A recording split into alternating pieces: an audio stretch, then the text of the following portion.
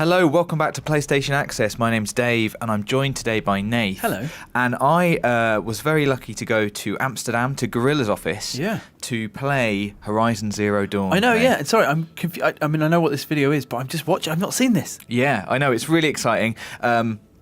This video specifically is 7 things you must do in Horizon Zero Dawn. I will. I probably could have done a lot more. Yeah. There's so much to talk about.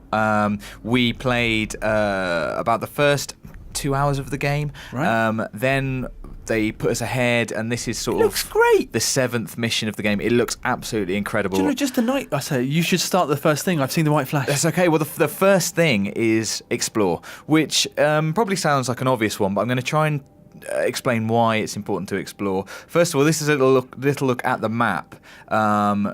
Actually, this is a zoomed in. It's really nice, isn't it? When you're further out, you don't fully appreciate how much detail there is. But this is zoomed in. This is Holly having a little scout around. This is actually the first area that she's got unlocked here. I'm now going to cut to like a zoomed out version of the entire map. Oh wow! So you can see it's much bigger than that. Obviously, it doesn't mean a lot now because you haven't seen the gameplay. I like that old kind of fantasy thing of this is simply obscured by clouds. Yeah, exactly. Just lovely clouds. They actually described it as a fog of war, but I think that's more of just a term rather than there being particularly loads of war going on. We played in this first area that's already revealed, and then basically where that yellow road, that yellow sort of track goes to. First thing about exploring is just the joy of it. So they've built an amazing, beautiful open world. You can see just came to a spot. This looks really good. I thought I quite want to go to the top of that rocky outcrop and have a look around. Right. And so I did, because Aloy is incredibly athletic, which is useful in combat. It's useful in just traversal. And have a look at this, Nath. I came up here, I thought, look, that's where I used to be. That's interesting, isn't it? Do you know That's interesting. What the hell is that, Nath? Okay. What is that? That is good. Coming over a mountain. I was just looking at the view in the mist. It reminds me of being in Skellige, obviously, because almost everything with sunsets in does. Yeah. I've just been playing The Witcher. And, forever, I mean. And this is basically what I do in The Witcher. Obviously, get to the top of a hill and look at... And this is... I had no sense. I've only seen the trailers that everyone else has seen. I'm thrilled by the weather. Just the different... I have not really seen nighttime, different colour palettes. There's so much to see in Horizon. There's quite a few different kind of environments they've built, like weather systems and things. I absolutely love pylon! The meeting of worlds. I put this in especially for you because I knew that you'd like pylons. Wow, close up! This is a post-apocalyptic world, which is hard to say. I think it's 1,000 years since the apocalypse. We don't know at the start of the game what the apocalypse, what form it took, what happened here. And there's something so interesting about exploring this world and seeing the past, which is sort of contemporary to us, because it's so mysterious. And Aloy doesn't know what happened here. She refers to the people who lived at this time as the old ones. That's us. So I guess it would be us. We're the old ones. And seeing remnants of things that there was like a water tower there that I wanted to explore. Seeing remnants of things that you understand, or we understand, but in this kind of context, and not knowing what's happened is incredibly mysterious. I just think as well, like that look of the ruined now. And we've seen different ages of it. Like The Last of Us did a version of it, and the Naughty Dog team talked about how they researched how quickly nature would reclaim stuff. This is obviously like a much further in the future, and it gives it a slightly different angle. Look, I found a cave. Yeah. I just found a cave. I was wandering around. I found a cave. I thought, what's in the cave? And what turned out to be in the cave is... Is this a facility? A side quest, a facility, and some sort of futuristic armor. What? And I love this. I love the meeting of worlds because the game is set in it's in the past future. It's bows and arrows, but then there's also robots. Primitive meets technological. This brings me on to point number 2 of what you must do, and that is use focus mode, which is what I'm doing here. So at the start of the game, you find a small kind of gadget which Aloy is wearing, and it gives you focus mode. Is that the light ring there? Yeah, the light ring, and that's sort of AR. It's not really there. Only Aloy can see it. Okay. And she doesn't really know. So that's kind of projecting the images that we can then see. I can literally see the beam. Okay. Exactly. Yeah. It's like a tiny cinema on the side of her head. But when she's using it, no one else can see it. They don't understand it. She doesn't really understand it. She doesn't know much about it. She just found it. Right. But she's starting to use it, and it's. Is it really recreating key. the past? It's not recreating the past. It's just highlighting. Here it's highlighting how things are connected together, and that's for like puzzle solving. So to get to that armor, you need to solve a puzzle basically, find certain components and unlock certain things. Here it is giving us a window into the past. So this is a vantage point, I think it's called, which is dotted around. Toblerone City. You get a little audio playback, and it's about telling you, what happened in the past. It's about piecing together what's happened to the world. I love this. That's a really nice way to drop in that kind of audio log style. It info, is, isn't it? And what's great about it is, this is. It's going over the top of what is left. So when you come out of this vantage point, you can see the remnants of the building there. Nice. And you can go and explore that building. I went there. It is used for getting information about your enemies. So here, sort of scanning creatures that I found. There's a turkey, but a corrupted scrapper. So there are different kinds of robot creatures. Is it true that if you learn more about them, that they're then you can strategize? Yes, so there's loads. It's really, really deep, actually, the strategy in this. Here's something here. So there's a watcher walking around. You can highlight its path. So it's on a set path, which you can then highlight so you can adjust for, your tactics to match it. I like that because they're robots, so that kind of makes more sense than guards just pacing around in certain places, doesn't it? Yeah, I guess so. Although the humans also do that. Yeah. Video games. You can see, it highlights things. Are there bad important humans? Things. I There are didn't know bad that. humans. Yeah, Different tribes. There are good humans, different tribes. So it's useful for all of that, which brings me on nicely to experimenting with combat. So This is number 3. this is number 3. Combat is deep and really, really fun. Here's a look at just a weapons merchant, the different weapons that are available. There's a sling which fires elemental sort of bombs. Okay. There's a rope caster which fires ropes that can wrap around legs, like basically pin an enemy down. Yep. There's a trip caster which is used for setting up tripwires. I've seen those traps, yeah. Then there's your bow, which actually has different forms. So there's a war bow, for instance, which doesn't do a lot of damage, but is great for firing elemental arrows at things. So you can take them down and then get up close. Or there's like a sharp shot bow, which you saw there, which is used for taking off, Heads. Specific components of people or robots. Right, okay. So there's lots of choices to be made with regards to the combat, which I'm going to try and explain. So starting with the bow. As I said, you can take down specific components of enemies. The bow is obviously silent and a ranged weapon. Yeah. If you use focus mode on enemies, it highlights their weak spots and their strengths, so you can see where's a good place to shoot. Stick and stuff, yeah. You saw Holly just took off a piece of the armor there from the Watcher. Bows, or more specifically arrows, also really good at people. Just a nice headshot there. And Holly's got a skill here called concentration, which allows her to have like a slightly slowed down period of time. This over the shoulder. But the over the shoulder shots and all the grass is still I'm still quite astonished at how good the game The looks. foliage in particular, particularly the sort of long grass, which you spend a lot of time in, is just fantastic. It feels really lush and like it's there. That looks like Starbucks horse. Is it Starbucks? You know that. Anyway, I don't know. It's an old cartoon. When the bow fails you, you've still got your good old spear. So you always have a spear handy.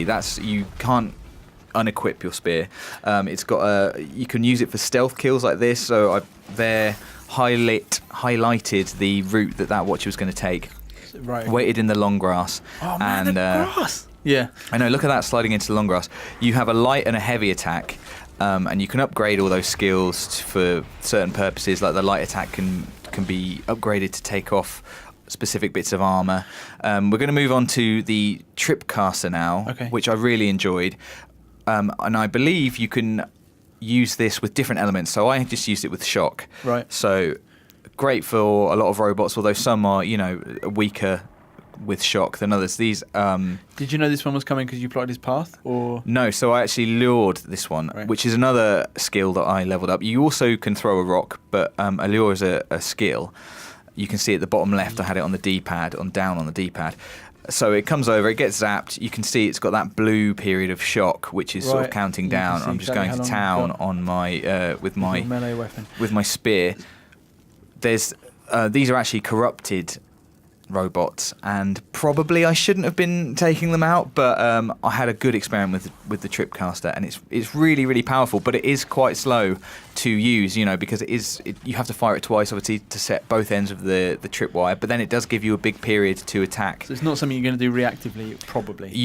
I think people will try and like I tried. I think when you get better with the game and maybe unlock some more skills, here I was trying to do it like really quickly, did manage to get it used, okay.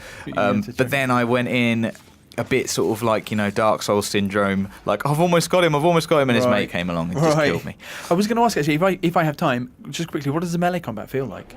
Oh, it's really, really fun. It feels fast. It feels, you've obviously got the choice of the light and the heavy. This is the rope caster, by the way, which I didn't use. This is Holly using it, and you can just see it just pins things to things. Right. Yeah, and you also have a dodge, like a roll. Okay. So, as I said, Aloy is really, really mobile. She's really agile. And using that stuff is just really fun. She feels like really fun to control. This is using the sling. So here I'm going to combine a few things in an environmental kill that I think you're going to love. And this also points out how you have to learn about the different behaviours of the different creatures. So these ones startle easily. Yeah. Look at this, Nate. Nice. It's It's Ewoks. like Return of the Jedi. It's exactly like Endor. I used log piles Oh man, you messed to take them up. out a bunch of those innocent robots. I think they were grazers. But yeah, each of the robots That one got sort away. of kinds has very different kind of behaviours, and some will startle and things like that. You need to know about this kind of stuff. We're moving on now to scavenging and crafting, which is something else you'll have to do. So so you could, for example, have picked all of the bits off those bodies. Yeah, well, and this is where it gets even deeper. So here is sort of like the page of information you get for the Strider once you've used focus mode on it. Okay. You can see it's got its components are body and blaze canister. Now, a blaze canister, I could shoot that off with an arrow, and I can get blaze, which I can use to make fire arrows, for example. Right. Or I could use a fire arrow to shoot the blaze canister and make it explode. Right. So you can see you start having to make these choices about What you want to get off the thing. yeah, exactly. Do I need that, or do I want to use that against itself? Here again, there's my little There's the turkey. bit of fun with the turkey. The scrapper, you can see it. Different weaknesses and strengths are coming up on different parts of the body, and this has a power cell component on the back, which again you can shoot out, and then you get a sparker, which I think is used for making shock elemental weapons. You could shoot out the radar, which gets rid of its scanning ability. So there's a lot to think about, but at the same time you can just go in guns blazing, and I know that a lot of Spear people blazing. I was playing with were doing that. When you take people out and robots out, there's loot to be had from them. So there's bits that you can use for crafting. There's also other stuff, and you can see that loot is color coded from other games you might recognize. So there's green, Blue? green, blue, and purple that I saw. There may be an even specialer kind. I don't know. Maybe I'd like to think so. So you can use things that you scavenge from enemies to craft other things. You can see here just crafting traps, crafting sort of additional space in your satchels. Okay. For example, think a little bit Far Cry. Yeah. You can also use it to get currency. You can also craft a fast travel pack. So fast travel isn't just always available. All right, okay. It's a resource that you have to I craft quite like and that. use. I like it, and to be honest, I had so much fun getting around in Horizon Zero Dawn. I don't think you'll be using it that often anyway. Next up, the next thing you have to do, the fifth thing, is override enemies. What? That doesn't look like you're about to override that horse, Dave. So this was like, as I said, this is one of the first things we did once they put us further into the game. So I don't know how Aloy gets this ability, because she didn't have it at the start of the game.